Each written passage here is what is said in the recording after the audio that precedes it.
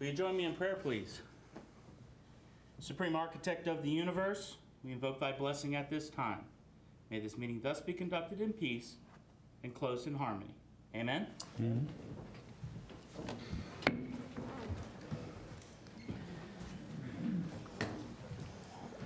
Well, good afternoon, everyone. I'd like to welcome you to the Allegheny County Commissioners' Public Business Meeting for Thursday, December 19th, 2013. Commissioners, are there any additions or deletions to our agenda? No, sir. I'd like to entertain a motion to approve the minutes of our December 5th, 2013 public business meeting. So moved. Is there a second? Second. All in favor signify by saying aye. Aye. Aye. Any opposed? Motion carries. We have a big agenda this evening, gentlemen, so we're going to skip the report of the president and move right into item number 1, the presentation of the Fort Hill Sentinels volleyball team recognition. Now, I have to admit, when I saw the agenda, I must not have had my correct glasses on. What I thought this was the Fort Hill Sentinel volleyball team tryouts. No, you're not playing, Mike. So, commissioners, I need you to help to get this ready for me, please. So, I got to take this opportunity. I just really do.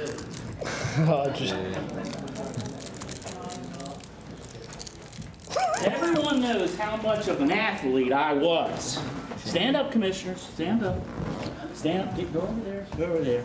And I'm telling you, Coach Joey, Coach Brewer, I am telling you, I can spike the ball. I can spike the ball. Bring that toy over here, please. We found it, sir. It got moved accidentally. Well, we got to do something first. We have to prepare ourselves. If this is a true tryout. We do have an EMT in the audience, right?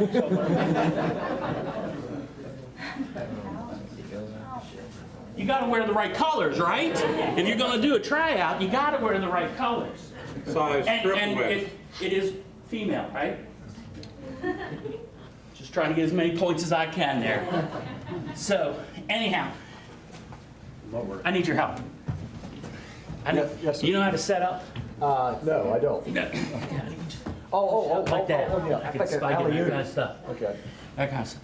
You're a little short. We don't need you. Good. Okay. Good. I'm glad to hear that. But I understand.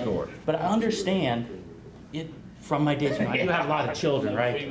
Yes. And we really, really like Dr. Seuss books. So did you know we had a celebrity? I'd like to introduce the Lorax, for he speaks for the trees. There you go. Anyway. So anyhow, all right. So we go right here. Look further. Okay. You ready?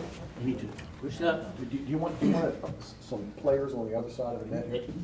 No, I need all the advantage I can get. Come on up, ladies, please. Please. Okay.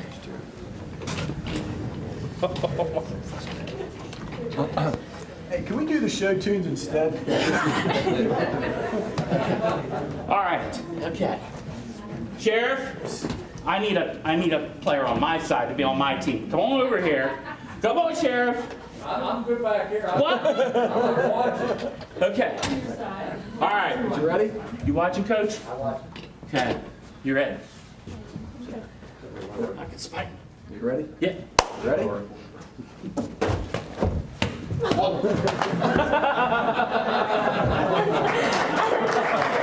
Thank you, gentlemen. Thank you, ladies.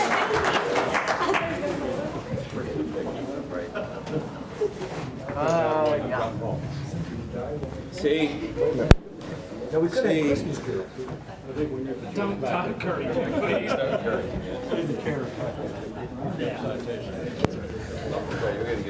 I see, Coach Brewer, even overweight, full-figure boys can jump.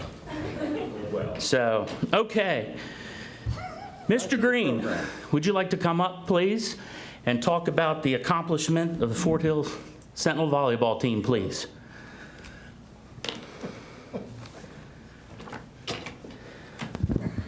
First of all, I'd like to thank the commissioners for recognizing what Coach Brewer and his staff and the volleyball team did this year. You know, this past fall sports season, Fort Hill was a great time for us. We won 2 state championships within the span of less than 3 weeks. And it all started with Coach Brewer and these girls. They went undefeated in the regular season, but they knew at the end of the year they had a lot of work left to do because, for those who don't follow volleyball, Fort Hill's in Region 1, which is by far the best region in the state of Maryland for volleyball because of Smithsburg. Smithsburg was going for their 3rd consecutive state championship. Now, I want to tell you, the game that Fort Hill played Smithsburg at Fort Hill was the most exciting and the best played volleyball game in the history of Allegany County. There's no question about it. It went 5 sets. It's a shame someone had to lose, but it wasn't us, thank goodness. And then that was really the state championship game. They were by far the best team. The following week we had to get down to College Park, play Thursday night. Then we won that, then played Saturday. But by far the championship game was played at Fort Hill High School against Smithsburg. It was a great, great, great night. Fort Hill team was there supporting the Fort Hill football team. They brought a lot of people. It was just a great night. But Coach Brewer started something now, and they're already working for next year. And again, I want to thank you. And it's just been a great time. They brought recognition to the school, to the city of Cumberland, and Allegany County. Thank you. Thank you.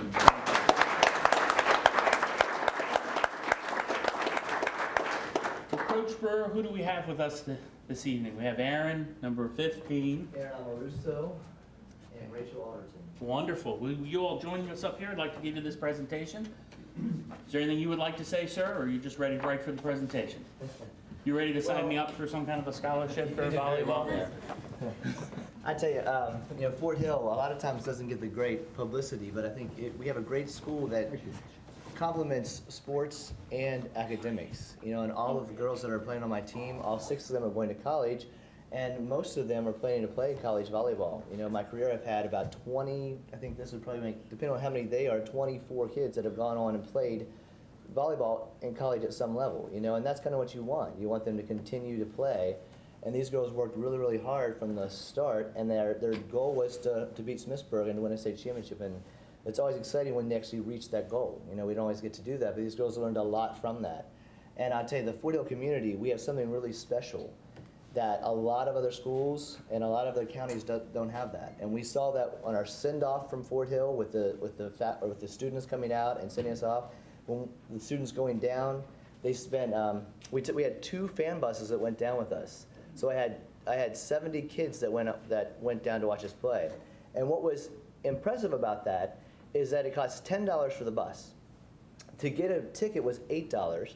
And then you're thinking, okay, they get to get food. So by the time they're doing this trip, it's $30 to go down and support their fellow students. And it was really neat to see the student body really bond through this. And that's something special that we have at Fort Hill, and it's something that's really important to these kids that they'll never forget. So, but we appreciate the support we've had, and through the county, through the Times News, and through our community. So we appreciate for that. Wonderful. Well, thank you. Thank you. Well, let's go ahead and get you in here, sir. Commissioner, I'm here on the end. Ms. Bretta. What we have here is an Allegany County government official citation. Be it here known to all that the Board of County Commissioners extends congratulations to the Fort Hill Sentinels volleyball team, undefeated season, state class 1A championship, Maryland Public Secondary Schools Athletic Association 2013 state volleyball tournament. Fort Hill's first state volleyball title, College Park, Maryland, November 16th, 2013. All 3 commissioners are on here, as well as the Great Seal of Allegany County. Congratulations, ladies. Thank you. Yeah, we're happy.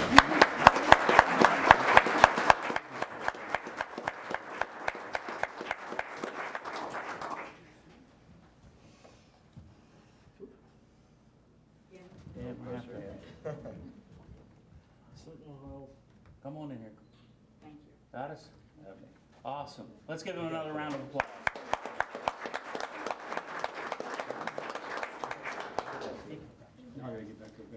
Okay, enjoy. Call me anytime you need an extra player. Thank you. I think she'll call you, sir. I'm confident. Have your number? She does that, and we'll be calling her for an extra commission. We can do a trade. Yes, Mr. Wilmot? I'd just like to make a comment. It's been 59 years since the Fort Hill Grove volleyball team won the championship. In 1954, the Fort Hill won the state championship. And there all the girls on the team, I can believe they had 2 girls left from that team. So they did a good job then, and they did a good job today. Perfect. Thank you, Mr. Wilmot. We appreciate you sharing that. Okay, item number 2. Mr. Hoover, from Turnbull, Hoover, and Kale. I understand this is the 2013 Comprehensive Annual Financial Report. That's right. That's a tough act to follow right there. Yeah, I'm here today to present the fiscal year 2013 audit report. I will note that the certificate of achievement for last year's financial report is in this year's report, which means that last year's report met the highest standards established by the Government Finance Officers Association. That was 21 years straight now that the financial report achieved that award, and we expect it to achieve it again this year. I issued an unqualified opinion on this year's financial report, which a clean opinion, no findings. The financial statements are presented fairly in all material respects in conformity with generally accepted accounting principle. It's my understanding that the CAFR will be on the website shortly, if not tonight, tomorrow, so anybody can view it there. I'd like to take this opportunity to thank Jason Bennett and especially Pam Smith for putting up with us for the last 4 or 5 months. That's all I have, sir. Okay. Well, thank you very much for bringing that. Commissioners, let's give our team a round of applause under Jason Bennett's leadership.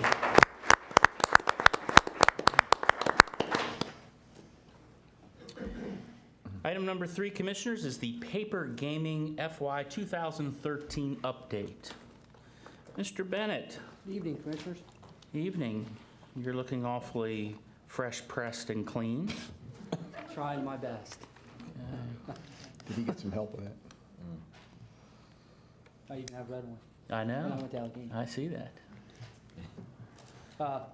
Since we've been talking so much recently about the slots revenue we're receiving, we thought it'd be a good time to do an update on the other gaming revenue we receive, paper gaming.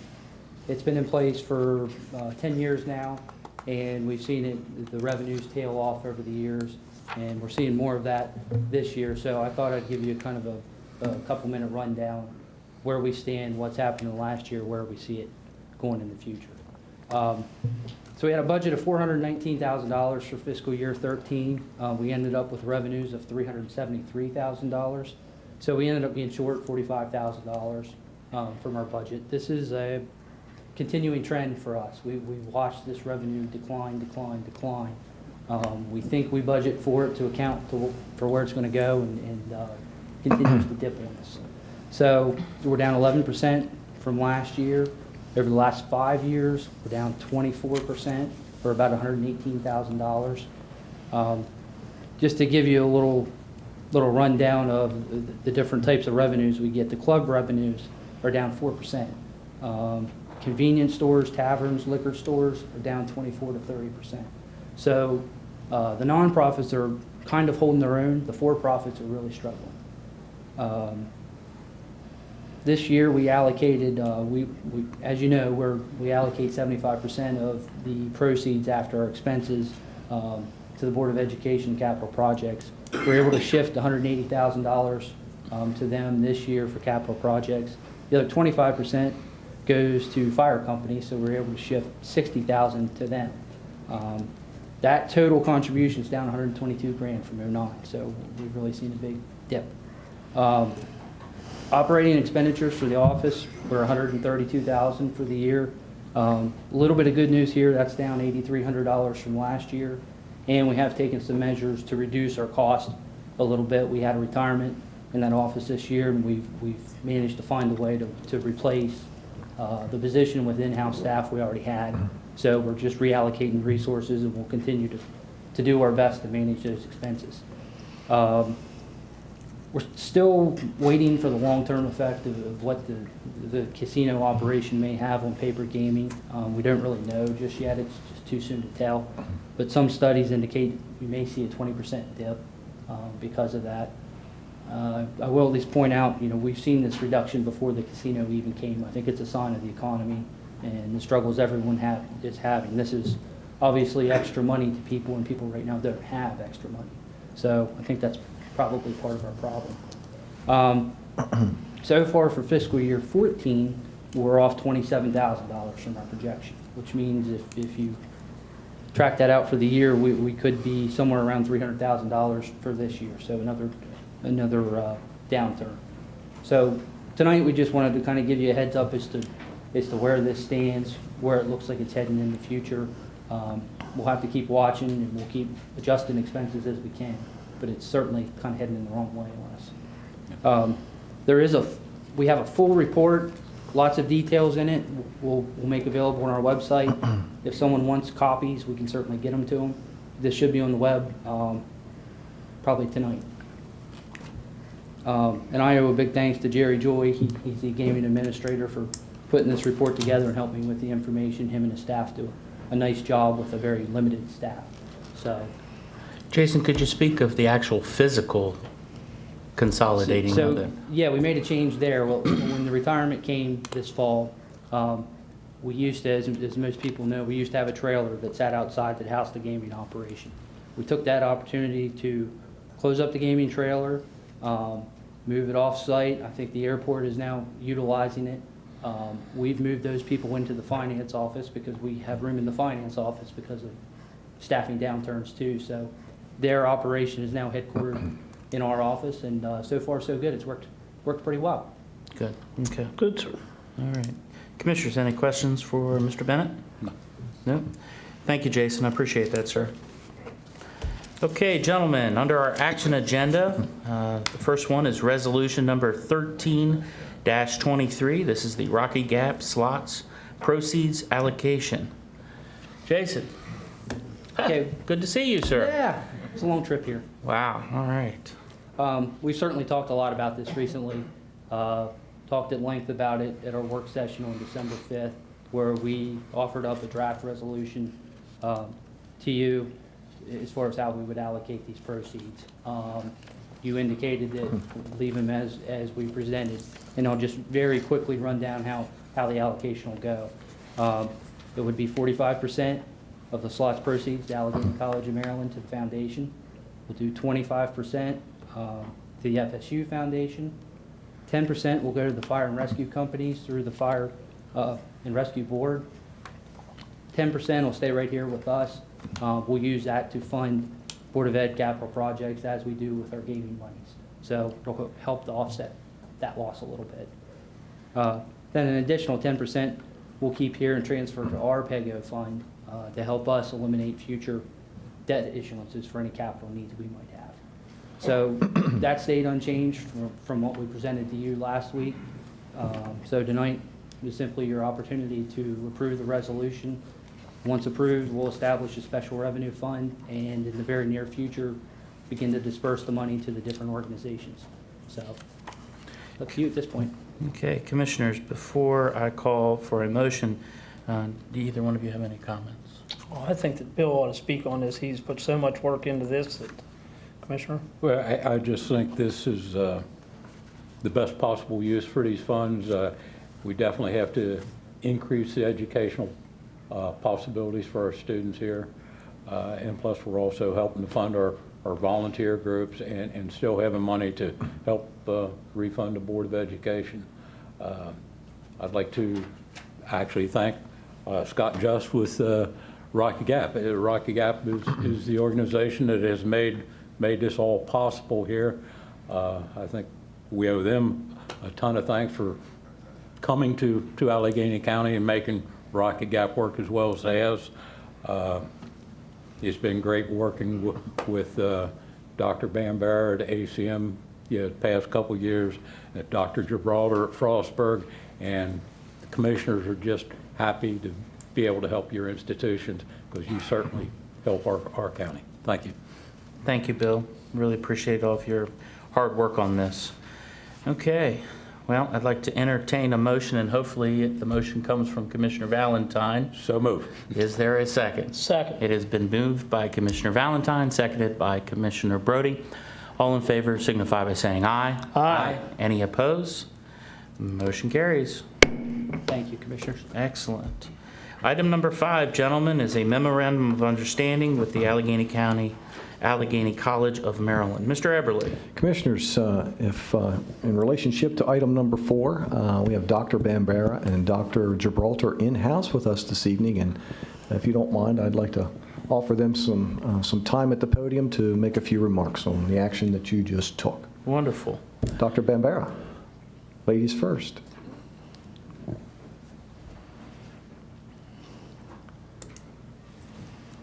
Thank you, and good afternoon, Commissioners, staff, and friends.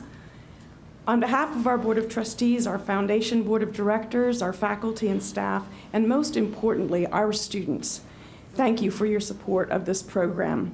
Your investment will greatly enhance the economic opportunities for our citizens and our community by supporting education, job training, and career preparation, as well as supporting families and the core values that reflect our community. We are most grateful for your vision to make this happen. I wanted to just share a few key facts about our college and student body, which further help to illustrate the impact of this program. The Allegheny County fiscal year 2013 student enrollment was 1,700 credit students and 5,000 workforce and professional development and CE students, for a total of 6,700 students. We have a huge student need in our community. Over 80% of the students who attend Allegheny College of Maryland are first-generation college students. As far as the financial need on the credit side, our students from Allegheny County have a documented unmet need for educational expenses of over $11.5 million in the most recent fiscal year. Local educational access. Over 50% of all people from Allegheny County who are enrolled in an undergraduate institution of higher education in Maryland are enrolled at Allegheny College of Maryland.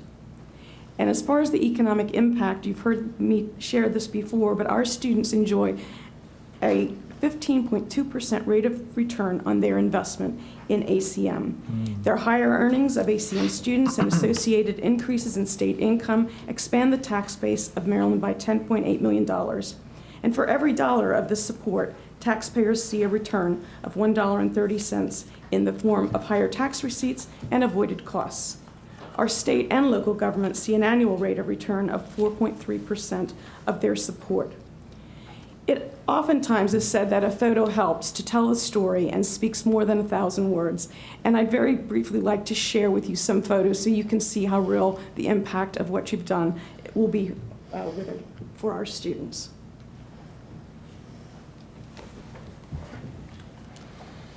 Mark, you see in the upper right-hand corner. He's a high school dropout who completed his GED and enrolled at ACM. He graduated in May with highest honors and is a pre-med student at UMBC. Mark hopes to come back to Allegheny County as a physician. He states, as a first-generation college student, the support I have received from Allegheny College of Maryland has helped my dream become a reality. Amanda, on the top right, is pursuing her dream to become an elementary school teacher. She graduated from a local high school, but stayed at home to take care of her children and work part-time. She enrolled at Allegheny College of Maryland as a non-traditional student and graduated with honors from ACM. She states, how wonderful it is to have so many people support and bestow confidence in you. I am proud to be a part of this community college and look forward to the day when I achieve my dream of becoming an educator. In the lower left-hand corner is Samantha. She's pursuing her degree in nursing. She is passionate about her academics as well as her career field, and she plans to stay in Allegheny County once she completes her education. She states, whether a student is in need of a 2-year degree or an education that will be furthered at a 4-year institution, Allegheny College of Maryland is there to help those who strive for success. The college provides the building blocks for furthering your education, for your career, and for life. And Brody, in the lower right-hand corner, is pursuing his degree in secondary education with the goal of teaching special education in Allegheny County. He also plans on running his own business as an entrepreneur in the county. He states, attending Allegheny College of Maryland is the best decision I made in my life. The college is a great stepping stone to a four-year college. I feel truly blessed and honored to be an ACM student. Commissioners, a doctor, a teacher, a nurse, and a teacher entrepreneur, all with plans to remain or come back to Allegany County. There are hundreds of other stories just like these, and your investment will help to make this happen. The future of our region's well-being is dependent on having an educated and skilled workforce, and Allegany College of Maryland is committed to serving as an educational partner to meet this need. The college continues to receive many recognitions and awards for our quality programs, including national accreditation and student pass rates on licensure exams that traditionally well exceed the state and national averages. We will continue to develop and enhance our academic and career programs and instructional delivery systems to meet the needs of this community. Again, we are most grateful for your support and investment in our students. I assure you that we will be good stewards of these funds as we work collaboratively to better the economic development opportunities and provide the education, job training, and career preparation needed by our residents. Thank you. Thank you, Doctor. Wow.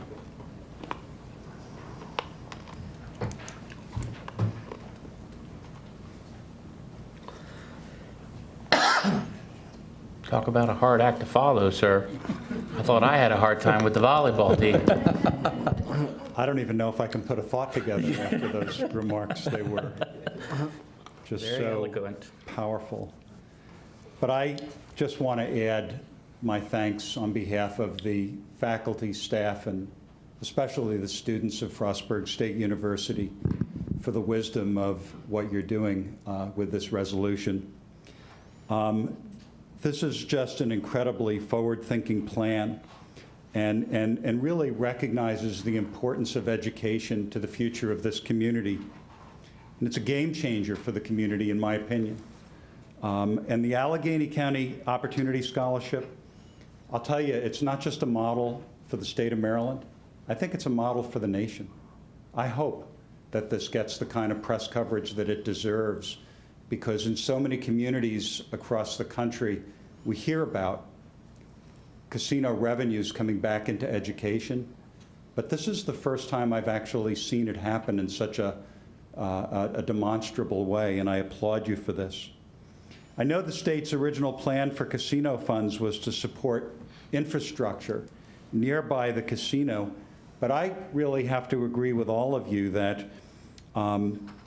your actions, that an educated populace is equally essential infrastructure for this county. Investing in the minds of our citizens will pay dividends for many, many generations to come. It'll provide benefits to existing employers, any who may be looking to locate here, and homegrown entrepreneurs willing to build them from the ground up. I see the relationship and the collaboration between Allegany College and Frostburg State University, which I think is, again, a model for the state of Maryland because of the strength of the relationship that we have, only growing stronger as we get together and develop pathways to take this scholarship and take students beginning it there with the community college education, moving on to a four-year college education, and forever changing this community. You know, Dr. Bambara said this, and I just for some context, of Frostburg State University's 5,474 total students this semester, 738 of those students undergraduate students, and 183 graduate students are all Allegany County residents. So the ability to better sustain them through our colleges, the ability to then create opportunities for them to remain here after graduation and become part of the tax base, become part of the economic development of this county is so incredibly important. You know, we did an economic impact study last year. I think I've shared it with you. Yes, sir. But the total economic impact of Frostburg State University on Allegany County is about $20 million. Sorry, it's closer to $100 million. And you know, you should all be very proud of what you're doing today. I just want to briefly introduce Dr. Rosemary Thomas, who's Vice President for Advancement and Executive Director of the Frostburg State University Foundation. Dr. Bill Childs, Provost and Vice President for Academic Affairs. Dave Rose, Vice President for Finance and Administration. Liz Metcalf, who's our Director of Public Relations and Community Relations. Tom Bowling, Vice President for Student and Educational Services. Steve Spar, Vice President for Economic Development and Government Relations. All of these people are here because they understand and recognize the significance of what you've done tonight. Again, on behalf of our students, I thank you from the bottom of my heart. Very kind words, sir. Thank you very much. Thank you, Doctor. You know, you talk about a pathway. There's always a beginning and an end, and we see where the revenues are going to end up in the different bailiwicks, such as education.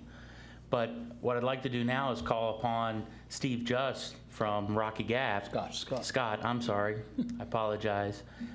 Because that's the beginning of this pathway. That's where it all started. So Scott, if there's any words of wisdom you'd like to...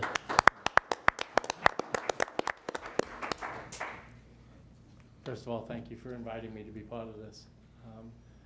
It's kind of amazing that the goals we had to when we started talking about this was jobs and education, and here we are 8 months later, and we've created 500 jobs, and now through these decisions, a pathway for everybody to get an education. I just think that's incredible in such a short period of time. So, again, thank you for inviting me, and thank you guys. Thank you, Scott. Thank you, sir.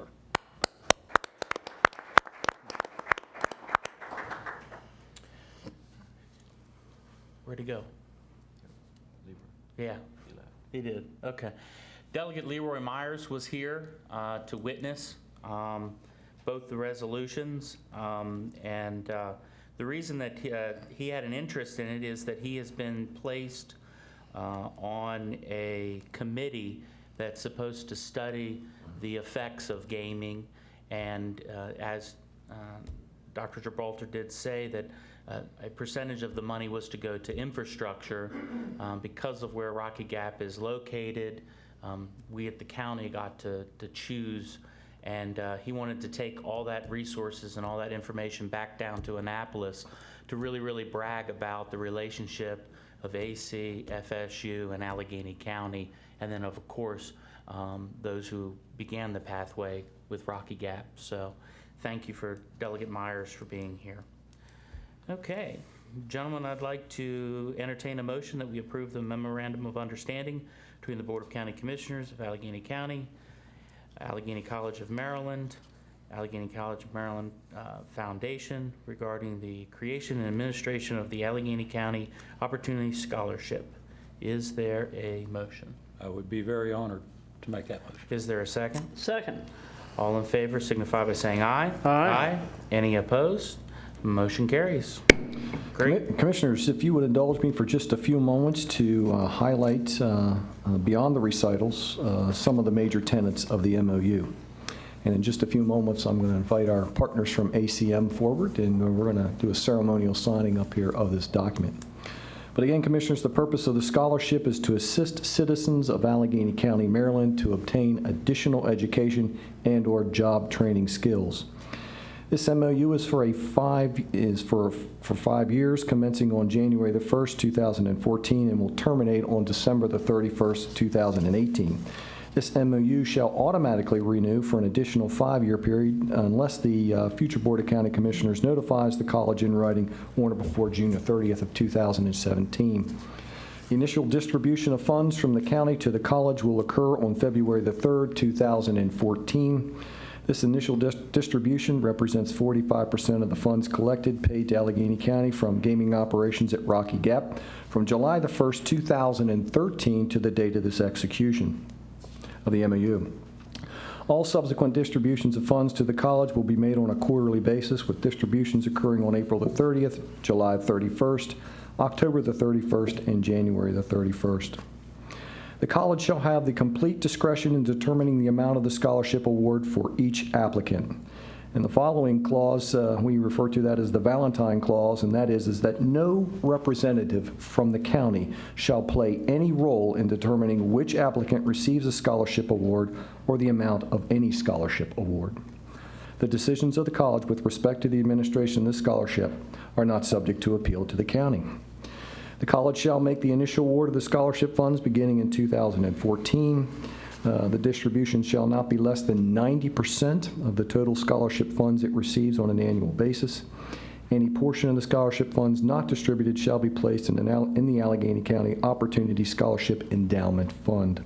The college shall provide the county with an annual report of the scholarship, which shall include the amounts of funds distributed and how those funds were distributed. Special thanks at this time need to go out to my friends David Jones and David DeWitt, who helped us with much of the heavy lifting here and getting this MOU prepared this evening. And also thanks to Matt Gilmore for his assistance. Commissioners, that being said, I'd like to invite our partners from ACM forward. And just a special note that we believe in another 3 weeks, we're going to be prepared to do this with Frostburg State University. So.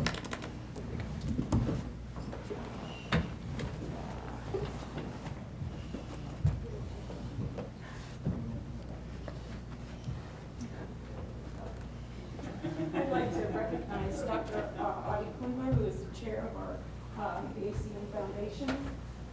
Also, Ms. Jane Belt and Mr. Kim Leonard. Kim is chair of our board of trustees. Jane is vice chair. And also, I think we haven't recognized Sean McQuay, who also did some heavy lifting with the health board. She did indeed. Okay. Dr. Ben Barrett. Just right, just sign, don't read, just sign. I read it.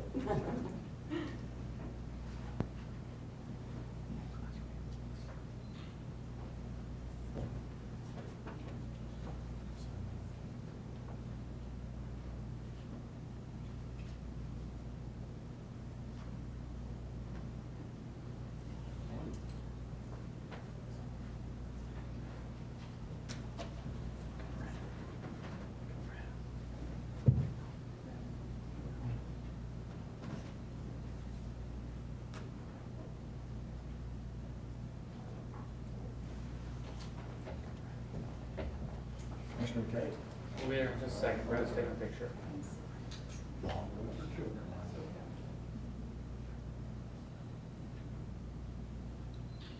Thank you. Commissioner.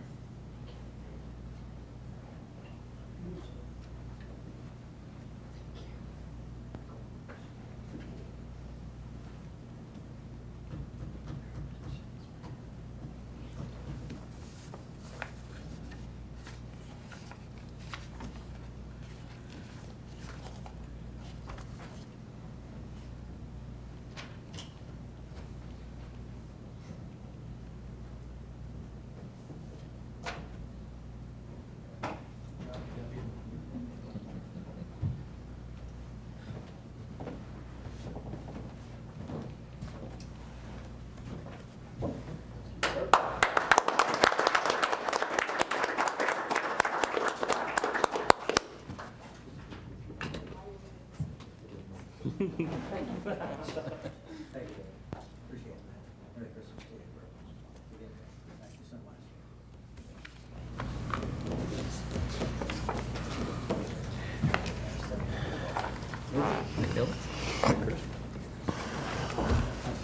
Thank you. Early Christmas present, guys. Awesome, awesome, awesome. Good night. Okay, Mr. Rudd. We're good. We're good. We'll get that. We're going to do those in theirs 3 weeks. In 3 weeks when they do their sign. We'll be fine. Okay, Commissioners, item number 6 is the person who's going to talk about that is our county attorney, Mr. Rudd. Mr. Rudd, please don't take it personally when everyone walked out when it was your turn to talk. However, you know. So I get to follow all that with a road closed. Roll. Well, actually, the rest of the story with this is, first of all, you had the hearings several weeks ago on this. This is the opening for the ultimate closing. Staff has reviewed it, no objections, we're in favor of it. But just understand for people who want to know, this is actually to help facilitate another economic development project, which is the proposed Holiday Inn Express in LaVale. So this will assist that as well. So it is fairly important. So anyway, staff is recommending you approve the opening for the ultimate closing, which hopefully will take place in a couple months. Commissioners, any questions for Mr. Rudd? No. I'd like to entertain a motion that we authorize the Board of County Commissioners to grant the opening portions of, what is that avenue? Waugh Avenue in LaVale, Election District 29. Is there a motion? So moved. Is there a second? Second. All in favor signify by saying aye. Aye. Any opposed? Motion carries. We didn't, I need to note that we had Councilwoman Nicole Wagner here from the city of Cumberland, and then we also had Mayor Bobby Flanagan from the city of Frostburg. We had intended on introducing them at the end during the commissioners' comments, but Mr. Rudd spoke and they left. Well, I think that shows the importance of what we just did. The councilwoman showed up in support of ACM, and the mayor of Frostburg was here in support of FSU. So we It's thank them for definitely a that. team approach, and we thank both of those elected officials for being here. That's exactly correct, Commissioner. Thank you. Okay, item number 7, gentlemen, is the pre-paced meetings county project list. Mr. Kale. Thank you. Fortunately, I get to follow Mr. Rudd, so after all the exciting stuff. Hold the echo down a little bit, the room's empty. Our pre-paced meeting is scheduled for January 23rd, 2014. Actually, this started in the early 1990s. Jerry Arthur was Director of Public Works at the time. He came to my office and said, "Paul, what are you doing tonight? You need to go home and get a suit and tie. We have a problem with the funding for the Westernport water treatment plant." And we went down. That's kind of the starting. We had a meeting that night with Westernport and USDA at the time, Jim Waters. I think you guys know a lot about Jim. He's retired since then. But that kind of was the start, and we've got more and more. We've brought in the towns, and it's got more organized, and it's been a good program. Our schedule for the day is 9 to 12 will be Allegany County projects. If you notice, the Lonoconie, Frostburg, and Westernport are scheduled. They've been participants probably for 10 or 15 years. LaVale Sanitary Commission and Cumberland have joined in the last 2 years. And I will remind you, these are about water and sewer projects. So one time the mayor of Midland jumped me about him not being invited, but they don't have water and sewer, so that was Mayor Alexander. But it is for water and sewer projects. Representatives from USDA, Rural Development, Maryland Department of the Environment, and Maryland Housing and Urban Development will be present at those meetings. And I think this will be the commissioner's 3rd year attendance of those meetings, and we have found them very productive. You can talk about meetings being productive, but you got to back that up with actual projects. I think currently we have about $15 million worth of projects we've completed in the last 6 months, or we have under construction right now, that have been funded by these 3 agencies. So pretty proud of that. What we do was we got the agenda approved from the commissioners because we want to get the commissioners' blessing on projects that we want to move forward with funding. So that's kind of how we do this. Just completed projects real quick. Rawlings Water and Mount Savage water tank. Those have both been completed since last year. And if you recall, Rawlings Water was on the plan last year, and not only have we went from funding and design and construction, we've had that completed since last January. So that would be the funding agencies coming through quickly, and our engineering department, utilities division, designing and getting that going very quickly. We're very proud of water projects. When you think about that, bringing safe, drinkable water to the public, what better thing can you do? And we're very proud of that, both in our utilities division and engineering division. Underway projects, Mount Savage Water Distribution, we hope to finish up this fall. Rawlings 2 and 3. 2 will be done next spring or next summer, and Rawlings will probably be the following summer. And Fairgrounds Transmission Main, that's an ARC project. Here's kind of what we're trying to get your blessing to move forward. These are projects we do not have funding for yet, but these are the projects that we want your blessing, and we've kind of ranked them in order of the ones we want to attack. Bedford Road is probably one of our last areas. Most of Bedford Road does have water, but it's small lines, and they're ran by loose-held groups of public, and they've requested our assistance, so we're going to try to move forward. We did a huge study last year determine the cost, and that will be our big project we're trying to go after funding. I expect this will happen in phases. It won't be a project we can do all at one time. And we've already did Shades Lane water and Meters Lane water with state money that we've got completed. So that'll be our next big push, right, with your blessing. And Bowling Green water improvements.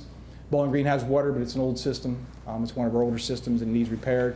Creek Road is a private system, and they've requested our assistance.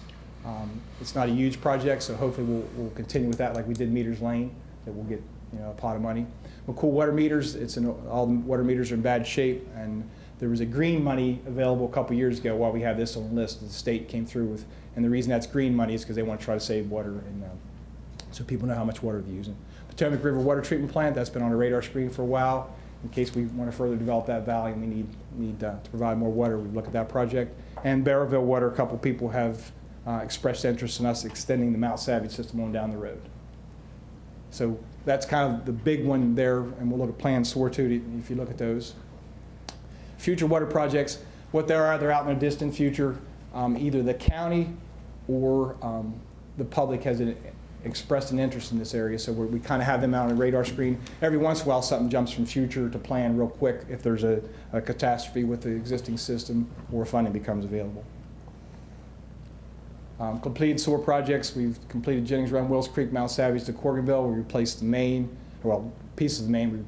We rehabbed pieces of the main from Mount Savage to Corriganville, and we replaced the pump station, brand new pump station at Corriganville. Underway projects, Mount Savage, and we hope to finish that next year. Hyden Estates sewer rehab, and Grahamtown, Eckerd, and Consol collector rehab. Mount Savage sewer happened because we didn't want to dig up the roads in Mount Savage when there was a sewer line beside it and put a new water line in, so we were able to get funding at the same time. Wherever there was a sewer line beside a water line, when we replaced the water line, we fixed the sewer line.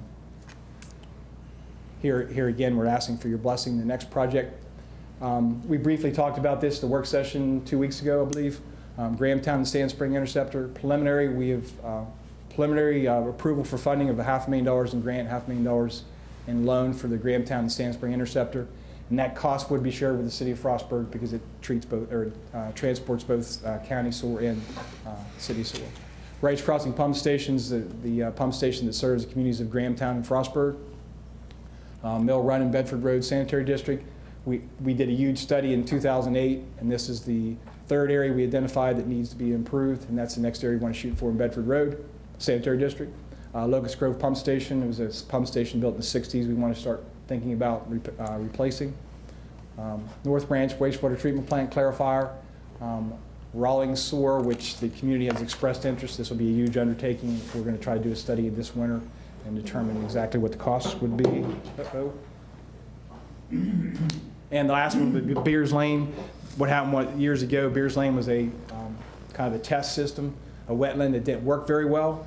To fix that, what we did is we connected the septic tanks to the Barton wastewater treatment plant, and because of the nature of that sewage coming from septic, it's causing us operational problems, so we'd like to try to get some funding to fix that and get rid of the septic tanks and go directly into the wastewater plant.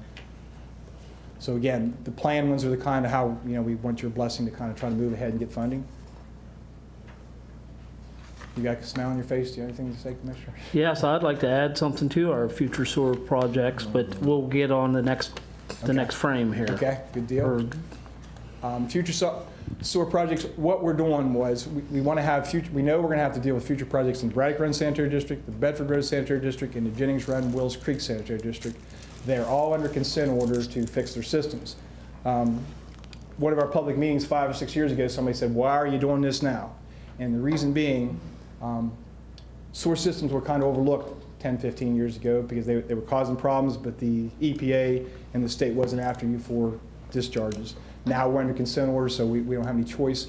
And all those systems were built either in the 60s or early 70s, so it's time they need repaired anyhow. But we are under consent order to fix those systems, and we've made, if you look at the last 5 years, we've made tremendous impact on the reduction of our overflows and also improvements to our system. Borden, Zillman, and Slabtown, those are areas that do not currently have sewage. We'd like to try to get sewage to at some point in the future. And Vale Summit's the same way. The only other planned project we have, and this is on the radar screen because it is a stream, it's not a water and sewer project, but MDE has a stream restoration program. This project would be done in conjunction with the Orleans Road Bridge. If we replace that bridge, we'll have to do some restoration in that area, and we hope to get a grant to do that stream restoration. We better get a grant to do that restoration. Excuse me? Yeah, We better get one, he we better says. get one because we can't afford it. And that's it. So if you have any questions, I'll be happy to answer them. Otherwise, hopefully we can get your blessing, and this is what we'll try to present down at the... Well, I do, Paul, because I noticed we've got several upgrades in the Jennings Run Sanitary District, and I was wondering if there was any way we could look into some type of a feasibility study of the county putting a sewage treatment plant in the Locust Grove area to handle Frostburg, LaVale, and the Jennings Run Sanitary District, because there's going to be a lot of money spent in all those areas under the consent order. So I think we could eliminate a lot of CSO problems if we would look at doing such. Well, So, with looking at our radar screen, you notice number 4 is Locust Grove, so that would be an opportunity to discuss that with the state and federal agencies and see what their opinion is on what the feasibility moving forward with that would be. So absolutely. thank you, sir. Yeah, I think that's really, really important, understanding some conversations that have happened in the city of Cumberland. So we probably need to work together if that's something that we can do. We need to work with them. This would be a good starting point. Again, I'm proud of this meeting. Some PACE is a good thing for us, but this pre-PACE meetings for us have been so productive. Again, we've got so many projects. And what we did, we've built relationships with the funding agencies. We've proved to them that we can get the projects done in a timely manner. And there's a lot of details in projects. If you're done face-to-face meetings, we get a lot of work done, and I think you've seen that in the last 2 years. Well, I think Denise McLeach always says that the best. She can't wait to come because when you show up, you always have projects for her that are ready to go. And Cindy Stone has been the same way. So thank you for that, Paul. The state and federal government can beat on a lot of times, but these agencies we deal with are top-notch people. So thank you. Perfect. Thank you. Paul, wait till they take the vote, then I need to ask you a question concerning Mount Savage. Gentlemen, I'd like to entertain a motion to authorize the Board of County Commissioners to approve the agenda for the pre-PACE County Water and Sewer meetings. Is there a motion? So moved. Is there a second? Second. It's been moved by Commissioner Brody, seconded by Commissioner Valentine. All in favor signify by saying aye. Aye. Any opposed? Motion carries. Before you get to your question, Dave, what we'll do is, this is the agenda. What we do, if you recall, we'll do a project sheet on every project showing where we're at, where the funding's at, what the costs are, et cetera. So we do, for every project you see on that list, there will be in a booklet we hand out to all the agencies. So, yes, you have a question? Okay, real quick, we had the opportunity to discuss briefly at our meeting in Barton last month the situation where we have, with respect to those citizens who are still being served by the old country line down in Mount Savage. I'm just curious, we've had multiple public meetings, multiple mailers, we went door to door, and I just wanted to, one more time, just reach out to our folks and kind of get an idea from you and Danny here real quick. How many people have not switched over to the new system? Are we? I don't know the exact number, but it must not be very many because it hasn't been brought to my attention. So when it was taken to my guys, it was. Keeping you in the dark. They like to do that sometimes. All right. To answer your question, Dave, the country line from back in April till the present time, from where you turn down Rosemary there at the playground at the school. Right. When it got to where we were going to have to haul water out there again, we worked with Terry and with Paul and with Jimmy Taylor's been a godsend to us, and Slick, and they shut the country line off right there at the school. They put a 2-inch emergency line in down the street and ran Frostburg water over into our 2-inch line there to the vets, to the 6, to the 8, and we shoved water to the school. Okay. So from there in, those folks have been on Frostburg water feeding into that system. And from there out, there are about 7 homes that we're still feeding off the country line. I think all of them but one has already been cut in and is using Frostburg water to come back in from out the tank, where the tank and then feeds back. And I think there's only one out of there. It's still on ours. Okay. And our goal with Jimmy was to, Mr. Weber, was to, by the end of January, be able to shut it down altogether We can't do part of that for probably another 2 weeks till they get the other Frostburg piece tied into Woods out, Cali Hill. Okay. But they're feeding off the Frostburg water. And we had a problem at the Cali Hill system, and Bell accidentally get in those same kind of training. So we've got Schroyers to come up and do some work there and replumb it, and we're positioned now where rather than have to haul over there unless they tear something else up again, if need be, we're in a position where we can shut Frostburg water that way to take care of it. Okay. But Terry's doing an excellent job up there, and Webby's been great to work with, so it's come a long way. Okay. I'd like to thank Danny Williams, too. He's been a lot of help there. In the community of Mount Savage, if you've been down there, the disruption. Well, see, Danny didn't know anything about this subject until last night. You know, he slept at a Holiday Inn Express, apparently, you know. But the Mount Savage community's been wonderful to work with. The complaints on the disruption, the traffic, et cetera, have been very small. They're a good community to work with. So. Okay. Well, they've But they're- got greatly improved streets there now. They did that.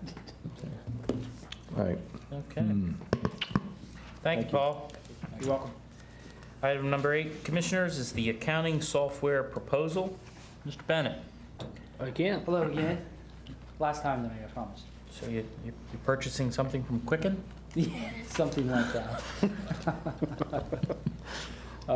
Tonight, we're simply seeking your permission to go out and explore new tax and general ledger software. And to give you some background as to why we want to do that right now. Right now, our current property tax billing software is 12-plus years old. It does service 38,000 accounts and accounts for some $40 million to the county every year, so it's a pretty vital cog to us. It's obviously 12 years old for software. It's pretty old, so it's beginning to show its age. Our general ledger package, which handles essentially $110 to $120 million worth of activity a year, is 20-plus years old. So we have software in-house that's certainly been very serviceable to us, but at this point it's beginning to get towards its end.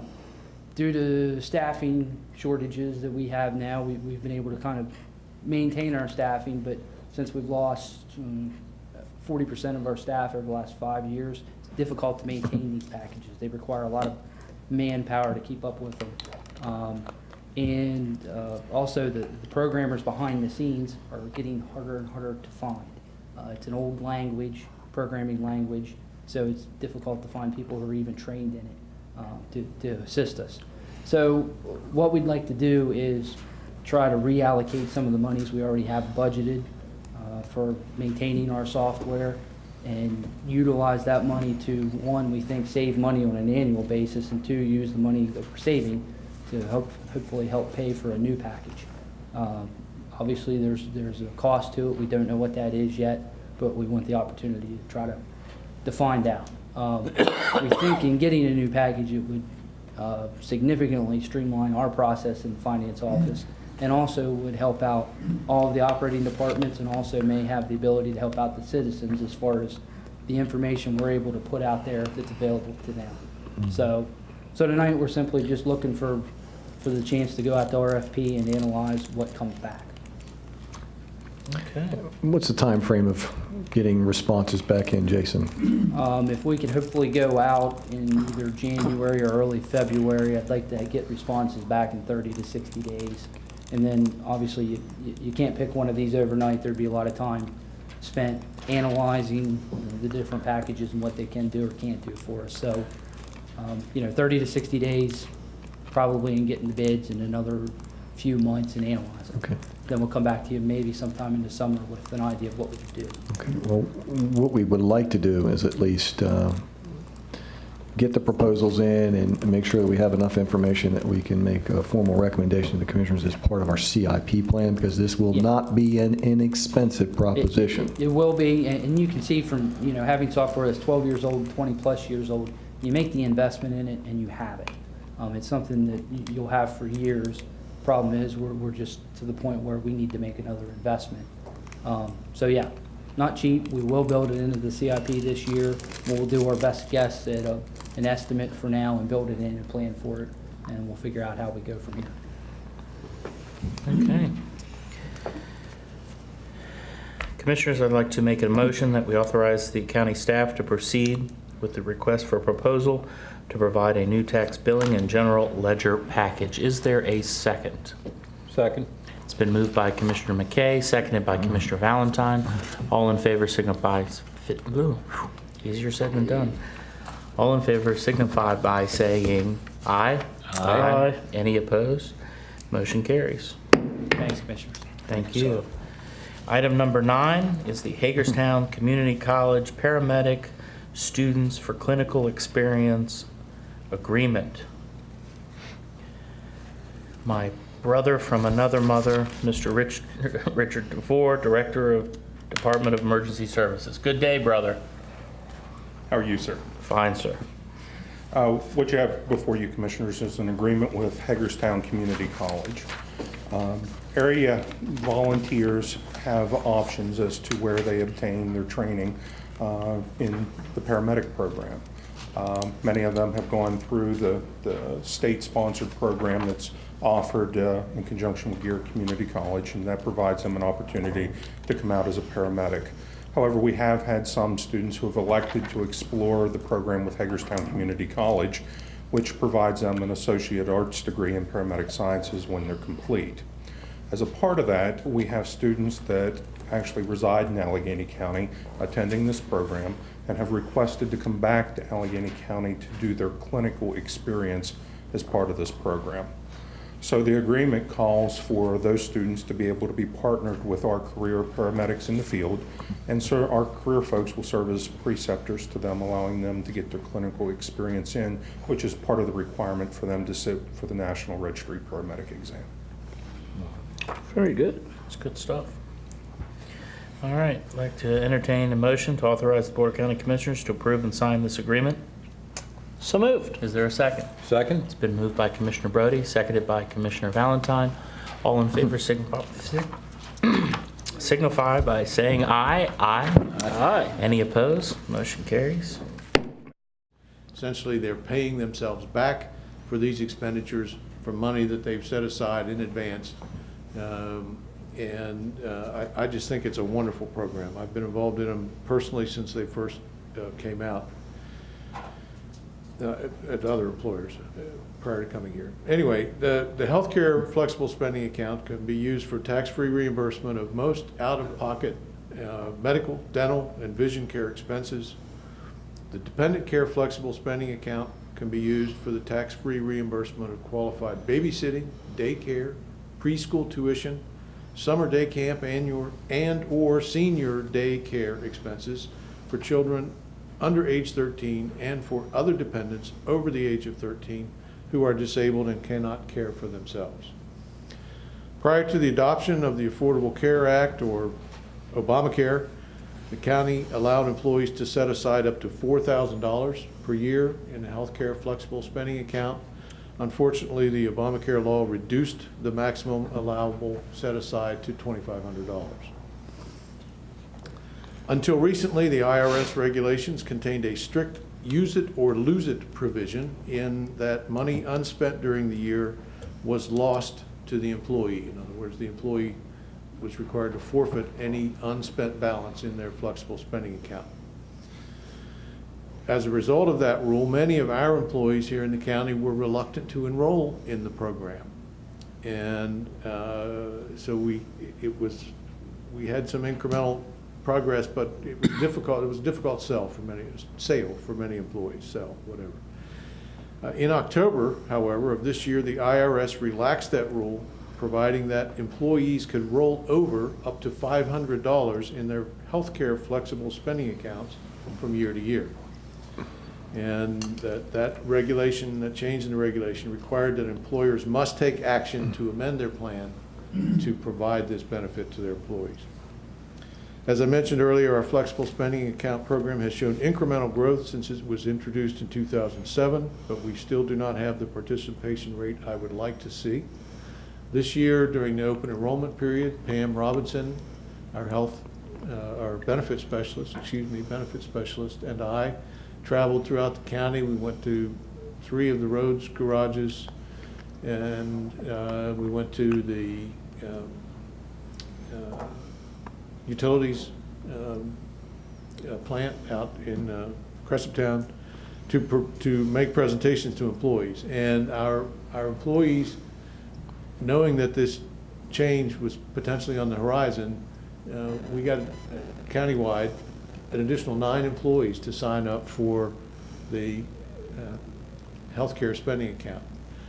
And this is not in my notes, but I guess if you don't approve this tonight, I could be in a lot of trouble with those 9 employees. Don't put it down.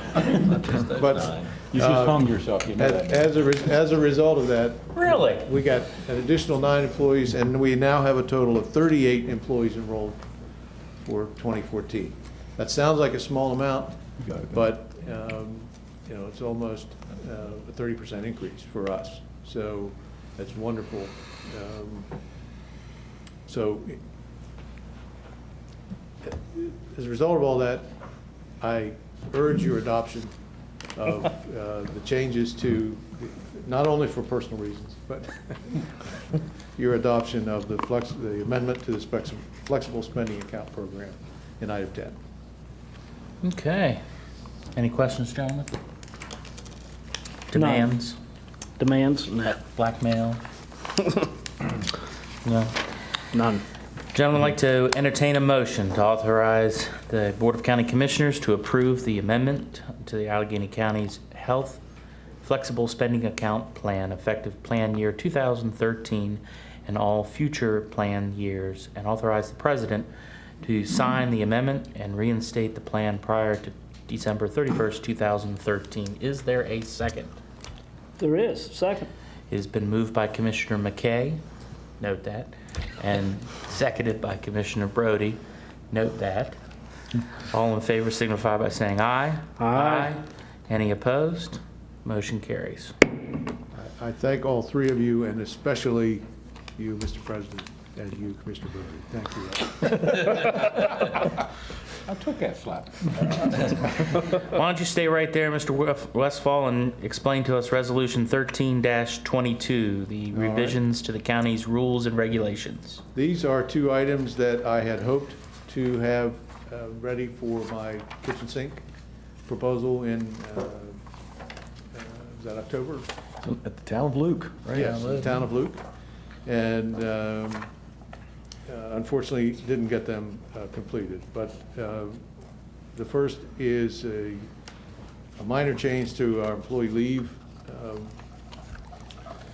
regulations regarding who is eligible to earn leave and at what point whether an employee is paid in a paid status is eligible to earn leave. An employee in an unpaid status, they may be on an approved unpaid leave, but typically is not eligible to earn leave. That's always been our practice, and we've been challenged on that, so I felt it was good to reduce that to writing and put it in the rules and regulations.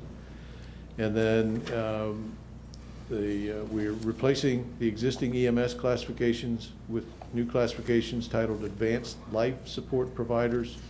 Now, that's more of a term that's used in the practice in the industry. Dick spoke to that earlier with his item on the agenda, and also create a lead paramedic so that we would have a backup for supervision in the unit in the absence of the chief of that unit.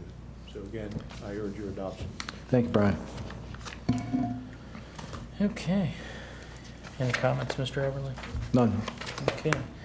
Gentlemen, I'd like to make the motion to authorize the Board of County Commissioners to amend the county rules and regulations under Chapter 7 of the Employees Leave and Grade Allocation Table to replace the existing EMS classification with the classifications of Advanced Life Support Providers 1, 2, and 3, and a lead paramedic at grades 10, 11, 12, and 13, respectfully. Is there a second? Second. Oh, now you want to suck up. Yeah, no. It's been moved by Commissioner McKay, seconded by Commissioner Valentine. All in favor signify by saying aye.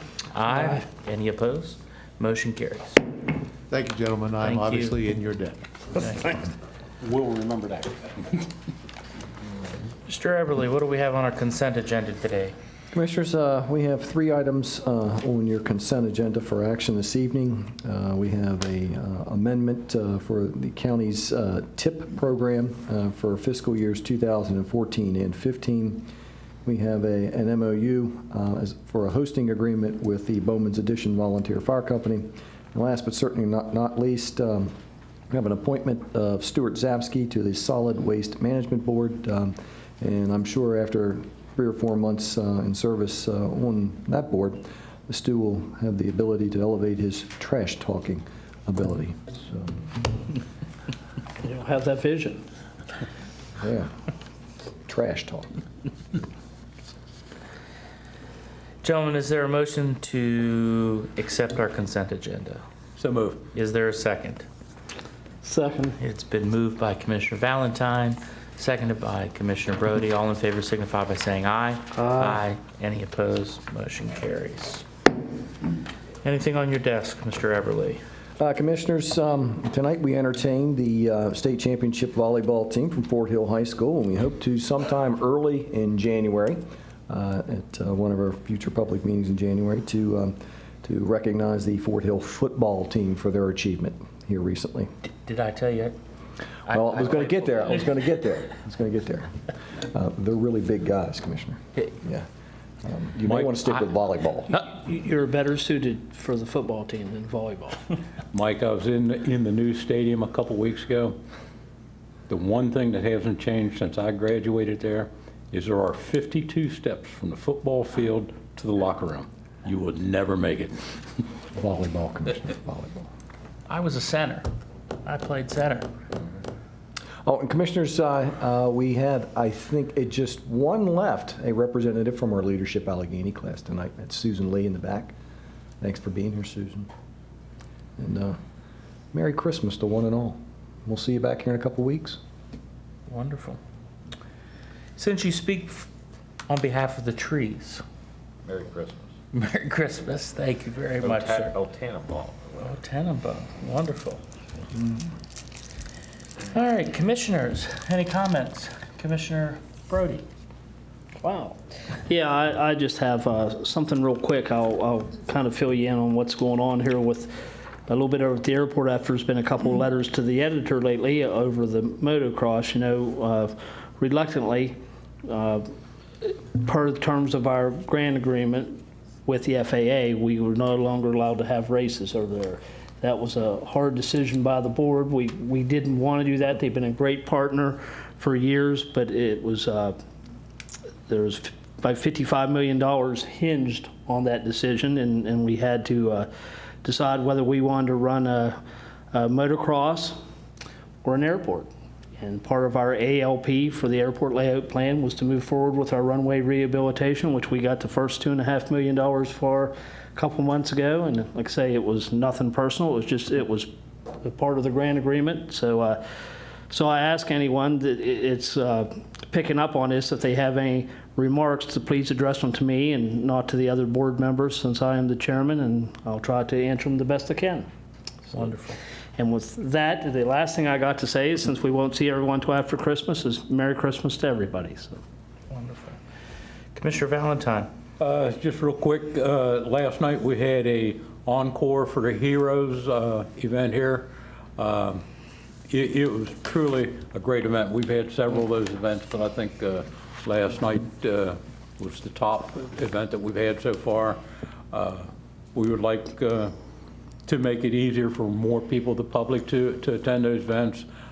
We are taping the events now, make them open to the public, because we're truly blessed with all the heroes that we have here. And then just this morning at 4 o'clock, you don't think of dispatchers taking care of helping the birth of a baby.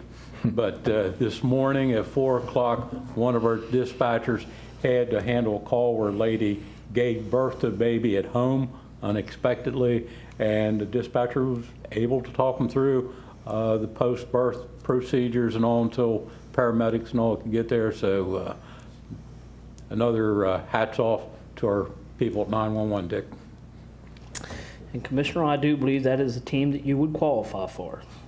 I was just going to say that was not another McKay for 2013, but there's still some days left. So anyhow, that being the case, Commissioners, this is a time to reflect about family and friends. I am truly blessed to have two dedicated partners as we lead the county, and I appreciate everything that you have done for us. And from my family to yours, we wish you a Merry Christmas and a Happy New Year. We will see you in the new year. Well, thank you very much. Thank you. Likewise to you, sir. We did not have anyone sign up this evening. I'd like to remind everyone of our upcoming meetings.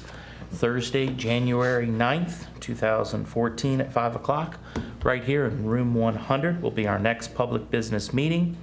And I'd like to have everyone look on the website and look at the news releases about the Christmas tree recycling sites. Thank you very much for participating in your government in 2013. We will see you in the new year, and a Merry Christmas to one and a Merry Christmas to all. Thank you. Merry Christmas, everyone.